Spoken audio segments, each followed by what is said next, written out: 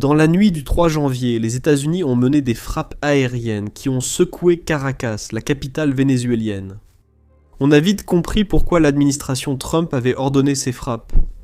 Le président vénézuélien Nicolás Maduro a été capturé. Le raid éclair a surpris le monde, les États-Unis frappant le Venezuela bien plus fort que prévu, malgré les récentes actions navales américaines proches du pays. Maduro doit maintenant faire face à un procès loin de son propre pays. Et la grande question à laquelle il faut répondre est « Que va-t-il se passer ensuite ?» Avant de traiter la grande question, demandons d'abord « Que s'est-il passé ?» Je vous ai donné les bases. Les États-Unis ont mené des frappes aériennes. Puis le président du Venezuela, les yeux bandés, a été emmené sur le sol américain, plongeant le pays dans l'incertitude. Dans son rapport du 3 janvier, ABC News a précisé que Donald Trump a annoncé la capture de Maduro vers 4h30 sur TRUTH Social. Les États-Unis ont réussi une frappe majeure contre le Venezuela et son président Nicolás Maduro, capturé avec son épouse et exfiltré, a annoncé Trump triomphalement. Il a seulement ajouté que l'opération avait été menée en collaboration avec les forces de l'ordre américaines, avant d'annoncer une conférence de presse plus tard dans la journée.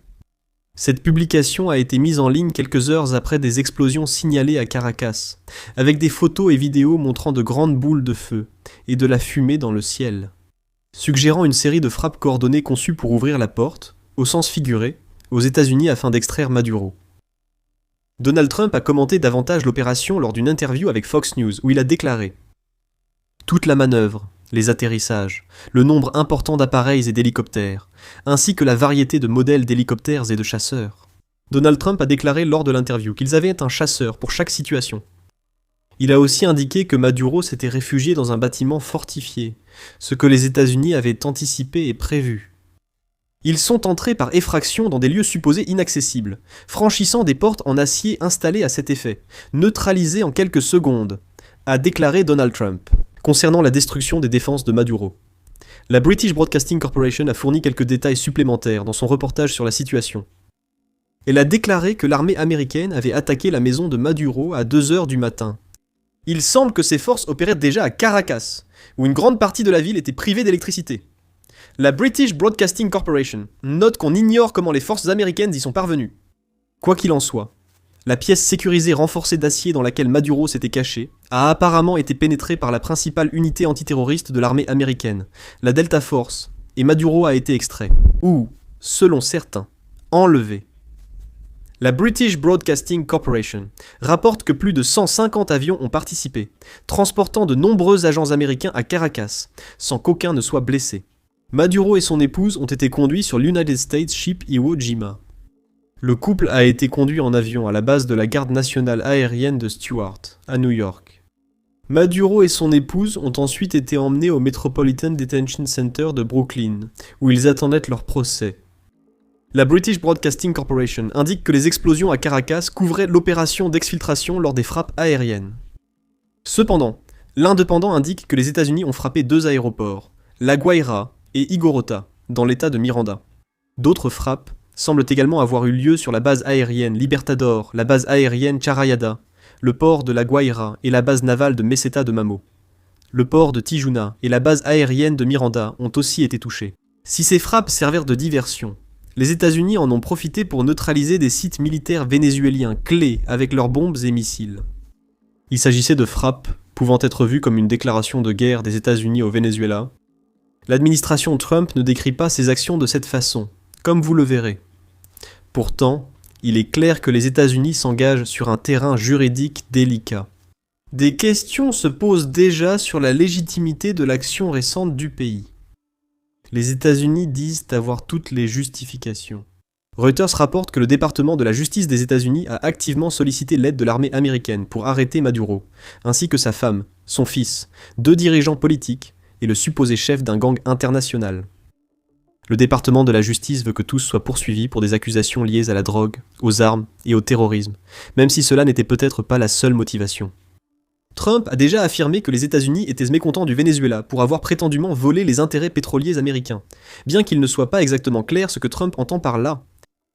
si cette motivation secondaire n'avait pas déjà assez embrouillé les choses. Trump a aussi déclaré que cette opération était une mission policière et préparait la prise de contrôle ou la supervision par les États-Unis de l'installation d'un dirigeant plus favorable au Venezuela. Cela rend déjà la légalité de l'opération américaine contre Maduro discutable, explique le professeur Jeremy Paul de Northeastern à Reuters. On ne peut pas dire que c'était du maintien de l'ordre puis vouloir diriger le pays, a-t-il déclaré. Cela n'a aucun sens. L'expert en droit de la sécurité nationale Matthew Waxman, professeur à Columbia, rappelle qu'une inculpation pénale aux États-Unis ne suffit pas pour que l'Amérique extrait quelqu'un d'un autre pays. Waxman explique à Reuters qu'une inculpation pénale ne suffit pas à autoriser l'usage de la force militaire pour renverser un gouvernement étranger. L'administration va sans doute justifier cela par la légitime défense. D'autres experts estiment aussi que les actions des États-Unis au Venezuela violent le droit international. Sir John Sawyers, qui est l'ancien chef de l'agence de renseignement britannique Military Intelligence, déclare au Télégraphe que la capture de Maduro est une interprétation juridique très discutable. Le Royaume-Uni n'aurait jamais approuvé cela en raison de la légalité douteuse. Ni là-bas, ni dans les autres pays d'Europe cela n'aurait été accepté. Sawyers explique aux médias que l'administration Trump s'appuie sur la base juridique de l'application de la loi, pas de la défense. La capture de Maduro aurait pu être une opération militaire déguisée en intervention policière. Ce sont des forces de l'ordre américaines, qui ne devraient pas avoir de pouvoir au Venezuela. Ce sur quoi ils comptent, ce sont la loi intérieure américaine, les forces de l'ordre et les forces armées américaines pour protéger ceux qui procèdent à ce qu'ils considèrent comme une arrestation légale. Sawyers poursuit, avant d'ajouter. Pour nous, là, c'est tiré par les cheveux. Juridiquement, c'est une litote britannique classique. Sawyers affirme peut-être poliment que la capture de Maduro était totalement illégale dans son rapport sur la légalité de l'opération américaine. The Guardian ajoute qu'il semble probable que les États-Unis viennent de violer la Charte des Nations Unies, signée en octobre 1945 dans le but exprès de prévenir une nouvelle guerre mondiale. Plus précisément, les États-Unis ont peut-être violé l'article 24 de cette charte qui interdit explicitement à tout pays d'utiliser la force militaire contre d'autres pays. L'ancien président du tribunal des crimes de guerre de l'Organisation des Nations Unies en Sierra Leone, Jeffrey Robertson, n'a aucun doute sur la légalité de l'action de l'administration Trump. La réalité, c'est que l'Amérique viole la Charte des Nations Unies, affirme Jeffrey Robertson. Elle a commis le crime d'agression, qualifié par le tribunal de Nuremberg de crime suprême, le pire de tous. Existe-t-il un moyen que l'opération de Maduro soit jugée légale en dehors des États-Unis, qui la présente comme une opération de maintien de l'ordre ? En invoquant la loi américaine pour justifier leurs actions au Venezuela, une autre défense de l'opération pourrait être envisagée. Les États-Unis pourraient dire que la capture de Maduro visait à démanteler une organisation narco-terroriste qu'ils dirigeaient selon les accusations. L'administration Trump pourrait donc invoquer la légitime défense. Selon le Guardian, la charte de l'Organisation des Nations Unies autorise un pays à en attaquer un autre en légitime défense. Mais même dans ce cas, les tensions entre le Venezuela et les États-Unis qui semblent avoir conduit à ce problème n'auraient peut-être pas suffi à permettre ce type de justification. Il n'y a aucune façon concevable pour l'Amérique de prétendre, même si elle ne manquera pas de le faire, que l'action a été menée en légitime défense. Pour invoquer la légitime défense, vous devez croire sincèrement être menacé d'une attaque imminente. Robertson affirme qu'aucun propos n'a laissé entendre que l'armée vénézuélienne allait attaquer les États-Unis. Au final, tout dépend des États-Unis, qui affirment que les trafiquants de drogue vénézuéliens présumés, dirigés par Maduro, menaçaient leur sécurité nationale.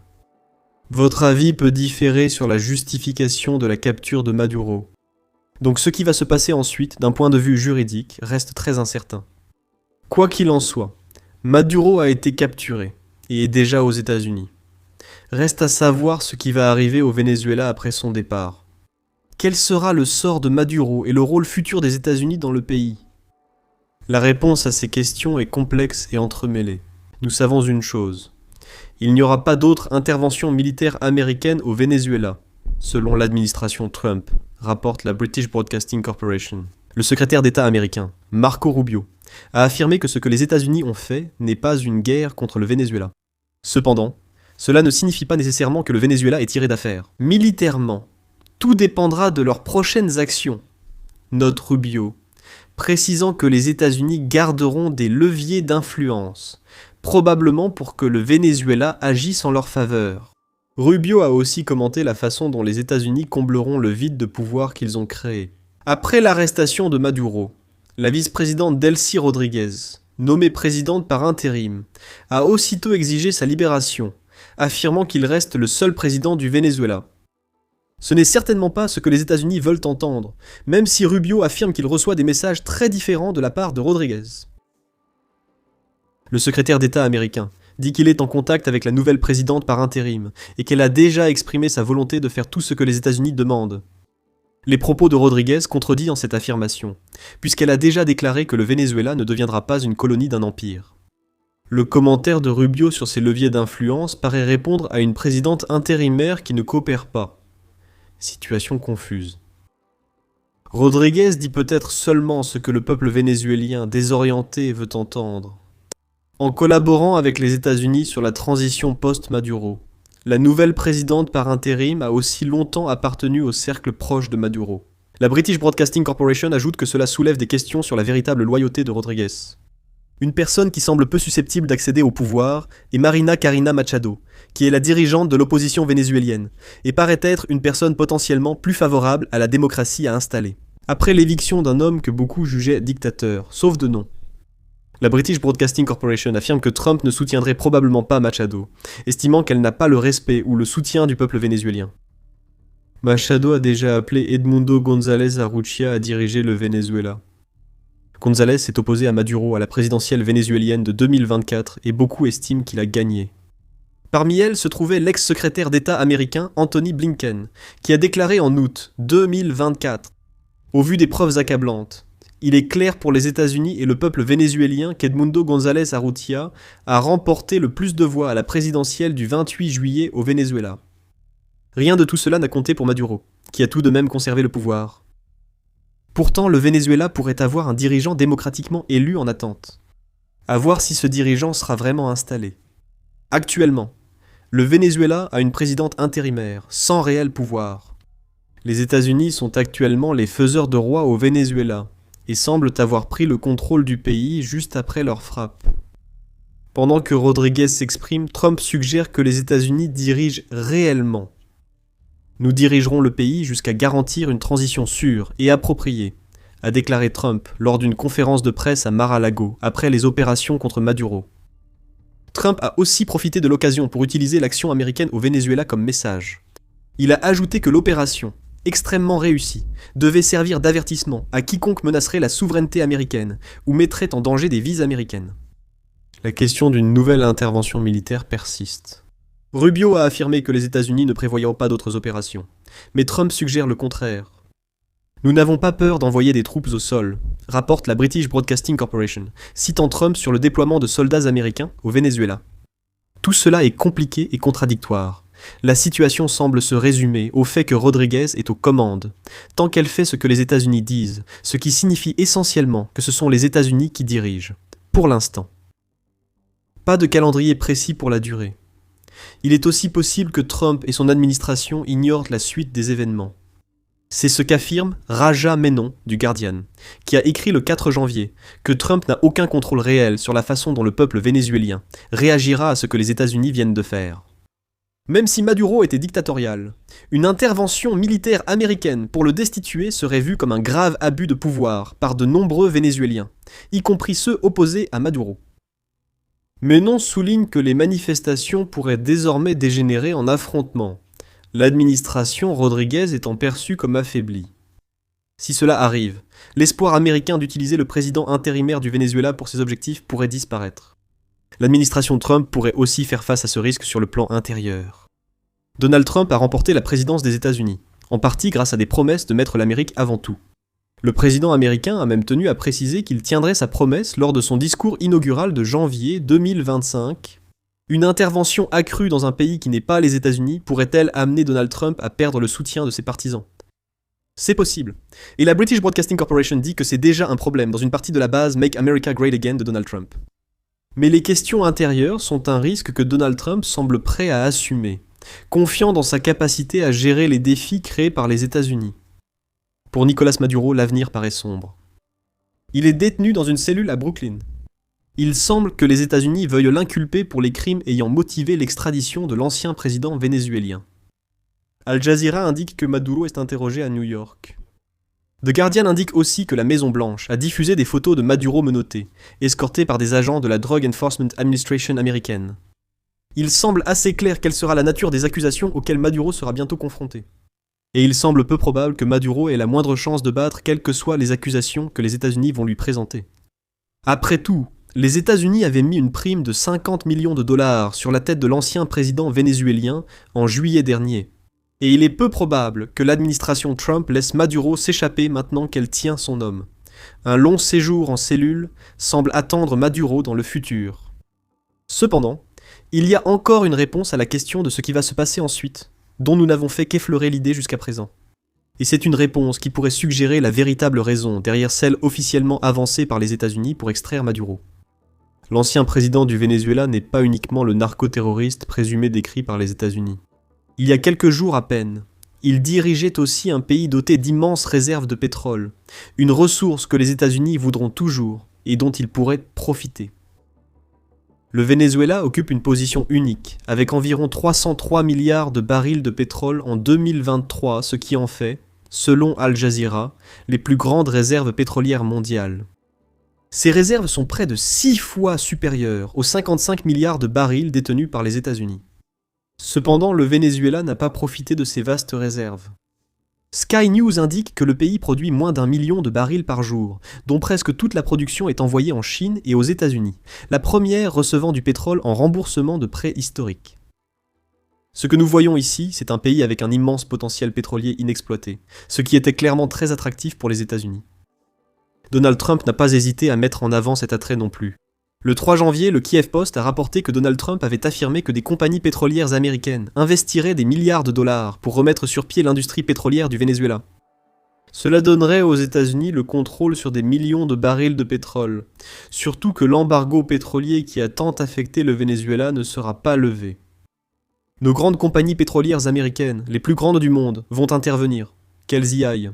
Investir massivement, réparer l'infrastructure endommagée, relancer le secteur pétrolier et générer des revenus pour le pays, selon Trump. Faire ces déclarations est une chose, les voir se concrétiser en est une autre.